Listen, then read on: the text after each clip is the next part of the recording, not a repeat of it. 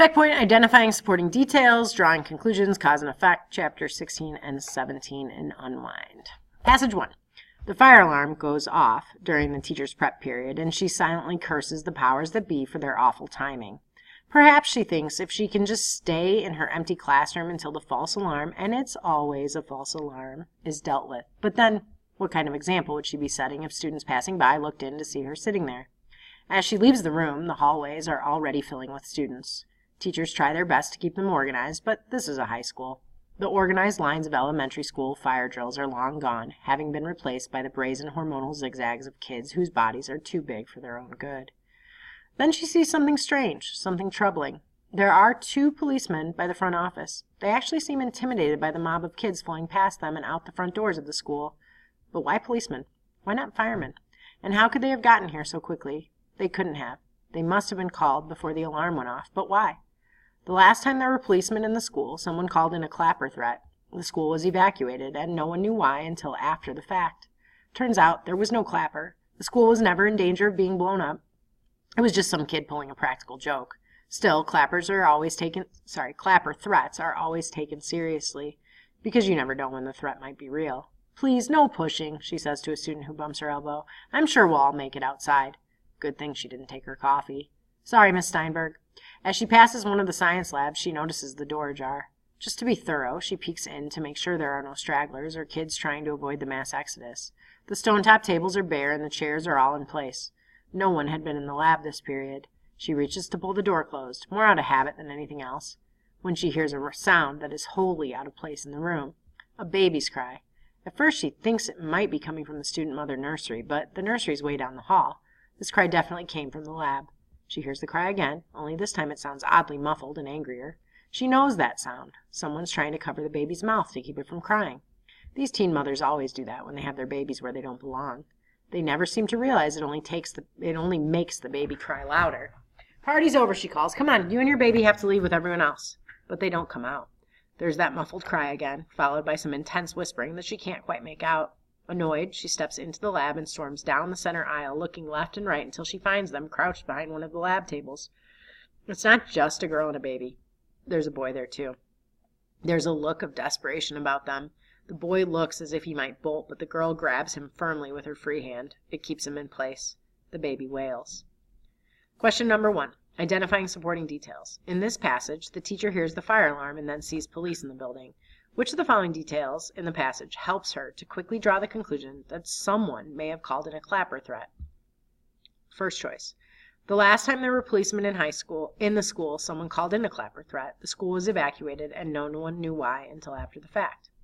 Second choice. Then she sees something strange, something troubling. Third. The fire alarm goes off during the teacher's prep period, and she silently curses the powers that be for their awful timing. Fourth. But why policemen? Why not firemen? Number 2, identifying supporting details. The careful and attentive reader can draw the conclusion that this isn't the first time this teacher has dealt with a girl trying to hide her baby somewhere it does not belong. Which of the following details best supports that conclusion? She hears the cry again, only this time it sounds oddly muffled and angrier. She knows that sound.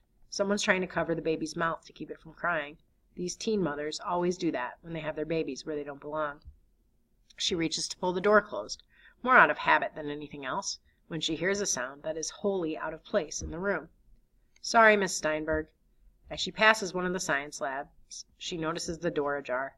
Just to be thorough, she peeks in to make sure there are no stragglers or kids trying to avoid the mass exodus. Next passage. The girl looks at her, eyes pleading. Too frightened to speak, she just shakes her head. It's the boy who speaks. "If you turn us in, we'll die." At the thought, the girl holds the baby closer to her. Its cries lessen, but don't go away entirely. Clearly, these are the ones the police are looking for reasons she can only guess at. "Please," says the boy. Please what? The teacher thinks. Please break the law? Please put myself in the school at risk? But no, that's not it at all. What he's really saying is, please be a human being. With a life so full of rules and regiments, it's so easy to forget that's what they are. She knows. She sees how often compassion takes a back seat to expediency. Then a voice from behind her. "Hannah?" She turns to see another teacher looking in from the door. He's a bit disheveled, having fought the raging rapids of kids still funneling out of the school. He obviously hears the baby's cries. How could he not? Is everything all right, he asks. Yeah, says Hannah, with more calm in her voice than she actually feels. I'm taking care of it. The other teacher nods and leaves, probably glad not to share the burden of whatever this crying baby situation is. Hannah now knows what the situation is, however, or at least she suspects. Kids only have this kind of desperation in their eyes when they're going to be unwound. She holds out her hand to the frightened kids. Come with me. The kids are hesitant, so she says, if they're looking for you, they'll find you once the building's empty. You can't expect to hide here. If you want to get out, you have to leave with everyone else. Come on, I'll help you. Finally, they rise from behind the lab table, and she breathes a sigh of relief. She can tell they still don't trust her, but then why should they? Unwinds exist in the constant shadow of betrayal. Well, they don't need to trust her now. They just need to go with her. In this case, necessity is the mother of compliance, and that's just fine. Don't tell me your names, she says to them. Don't tell me anything. So if they question me afterward, I won't be lying when I say I don't know. There are still crowds of kids pushing past in the hall, heading toward the nearest exit. She steps out of the room, making sure the two kids and their baby are right behind her. She will help them. Whoever they are, she will do her best to get them to safety. What kind of example would she be setting if she didn't? Number 3, drawing conclusions. Hannah, the teacher, uses the following clues to draw a conclusion in the passage. So what conclusion can be drawn from these pieces of evidence? So these are the evidence that she uses to create a new idea, and we're asking you which of these new ideas come from these details. So the first clue is the girl looks at her, eyes pleading, too frightened to speak. She just shakes her head. The second is it's the boy who speaks. If you turn us in, we'll die. The third is what he's really saying is please be a human being. And fourthly, she notices the desperation in both of their eyes. Based on those details, which of these conclusions can she draw? A, these are the clappers that the police are looking for. B, these kids are dangerous and need to be turned over to the police. C, Lev turned these kids in. Or D, these kids are going to be unwound. Number 4, cause and effect directly stated. Remember, when it's directly stated, you should be able to go back up here into the text to find your answer. So seek and find. Why does the teacher ask that Connor and Risa not tell her their names? Because she does not want to be implicated in the bombing? So implicated means like blamed or part of. Because she wants to tell the police the truth, that she doesn't know their names? Because she hates them and hates that they got her involved in this? Or because she doesn't want to have to report them immediately. Next passage. As they near the door, another policeman comes into view, standing just outside. Give me the baby, the teacher orders, and Risa does as she's told. She doesn't yet realize why the woman asked for the baby, but it doesn't matter. It's wonderful to have someone leading the way who seems to know what they're doing. Perhaps this woman isn't the enemy after all. Perhaps she truly will get them through this. Let me go ahead, the teacher says. The two of you separate and just walk out with the rest of the kids. Without the baby to look at, Risa knows she can't hide the panic in her eyes, but suddenly she realizes that it might not matter. And now she understands why the woman took the baby. Yes, Lev turned them in. But if they're lucky, these local police may only have a description of them to go by. A scruffy-haired boy and a dark-haired girl with a baby. Take away the baby, and that could be half the kids in this school. The teacher, Hannah, passes the policeman a few yards ahead of them, and he gives her only a momentary glance. But then he looks toward Risa, and his eyes lock on her. She knows she's just given herself away. Should she turn and race back into the school? Where's Connor now? Is he behind her? In front of her? She has no idea. She's completely alone. And then salvation arrives in a most unlikely form. Hi, Dee Dee. It's Alexis, the talkative girl from the school bus. She comes up beside her with Chaz gnawing at her shoulder. People pull the alarms all the time, she says. Well, at least I got out of math. Suddenly, the policeman's eyes shift to Alexis. Stop right there, miss. Alexis looks stunned. Who, me? Step aside. We'd like to ask you a few questions. Risa walks right on past, holding her breath for fear that her gasp of relief might draw the officer's attention again. Risa no longer fits the profile of what they're looking for, but Alexis does. Risa doesn't look back. She just continues down the steps to the street. In a few moments, Connor catches up with her. I saw what happened back there. Your friend may have just saved your life. I'll have to thank her later. Up ahead, Hannah reaches into her pocket and with her free hand pulls out her car keys, then turns left toward the faculty parking lot. It's going to be okay, Risa thinks. She's going to get us out of here. Risa might just start believing in miracles and angels. And then she hears a familiar voice behind her. Wait! Stop! She turns to see Lev. He's spotted them, and although he's far away, he's quickly working his way through the crowd toward them. Risa! Connor! Wait! It wasn't enough to just turn them in. Now he's leading the cops directly to them, and he's not the only one. Alexis still stands with the policeman at the school's side entrance. From where she stands, she can easily see Risa, and she points Risa out to the cop. The cop instantly pulls out his radio to inform other officers. Connor, we're in trouble. I know, I see it too. Wait, screams Lev, still far away but getting closer. Risa looks for Hannah, but she's vanished into the crowd of kids in the parking lot. Connor looks for Risa, fear overwhelming the fury in his eyes. Run! This time Risa doesn't hesitate. She runs with him, breaking toward the street just as the fire truck bursts onto the scene, siren blaring. The truck stops right in their path. There's nowhere to run. The fire alarm had mercifully been pulled at the perfect time, and it's gotten them this far, but the commotion is fading. Kids are milling instead of moving, and cops in every direction zero in on the two of them. What they need is a fresh commotion, something even worse than a fire alarm. The answer comes even before Risa can formulate the entire idea in her mind. She speaks without even knowing what she's about to say. Start clapping. What? Start clapping. Trust me. A single nod from Connor makes it clear that he gets it, and he begins bringing his hands together, slowly at first, and then more and more quickly.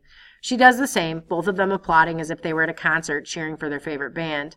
And beside them, a student drops his backpack and stares at them in utter horror. Clappers, he screams. In an instant, the word is out. Clappers, clappers, clappers. It echoes the kids around them. In an instant, it reaches critical mass, and the entire crowd is in full-blown panic. Clappers! Everyone screams, and the crowd becomes a stampede. Kids bolt, but no one's sure where to go. All they know is that they must get away from the school as quickly as possible. Identifying supporting details.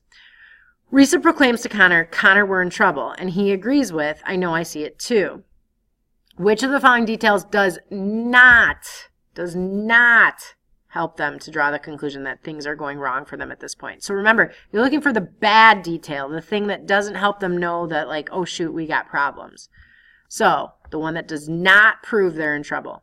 She turns to see Lev. He spotted them, and although he's far away, he's quickly working his way through the crowd toward them. Risa, Connor, wait. Or, suddenly the policeman's eyes shift to Alexis. Stop right there, miss. Alexis still stands with the policeman at the school's side entrance. From where she stands, she can easily see Risa, and she points Risa out to the cop. Or, the cop instantly pulls out his radio. So you're looking for the one of those that does not lead them to believe that they are in trouble. Number 6, cause and effect. Risa tells Connor, start clapping, trust me. Why does she say this? Is it A, because she needs to draw attention to herself so the teacher can find her again? Is it because she's afraid and doesn't know what to do? Is it because the siren of the fire alarm is blaring, or fire truck is blaring at them? Or because she realizes that clapping will cause new chaos as people will scatter thinking they're in danger? Okay, last passage to go with the last question. They stop clapping and join the stampede, becoming part of the running crowd. That's when someone comes up beside them. It's Hannah. Her plans of driving them off campus are gone, so she quickly hands Risa the baby. There's an antique shop on Fleming Street, she tells them. Ask for Sonia. She can help you. We're not clappers, is all Risa can think to say. I know you're not. Good luck. There's no time to thank her. In a moment, the wild crowd pulls them apart, taking Hannah in a different direction. Risa stumbles and realizes they're in the middle of the street. Traffic has come to a halt as hundreds of kids race in a mad frenzy to escape the terrorists wherever they are. The baby in Risa's arms bawls, but its cries are nothing compared to the screams of the mob. In a moment, they're across the street and gone with the crowd. So number 7 is drawing conclusions, planning responses. So it says, please answer the question in the following format. One clear statement which directly answers the question and includes a because statement which provides a clear explanation. So example would be, Connor and Risa should not trust Lev because he betrayed them once before. And then you have 3 bulleted pieces of evidence. You do not have to quote it directly from the story, though you may. So if you're wanting to quote directly from the story, you obviously can have your book open to chapter 17 in order to do that. So the question becomes, should Connor and Risa trust Hannah the teacher? So you'll start with a statement, yes, Connor and Risa should trust Hannah the teacher because, whatever your reason is, or no, they should not trust Hannah the teacher because, and then you'll give your 3 pieces of evidence. And then you'll submit.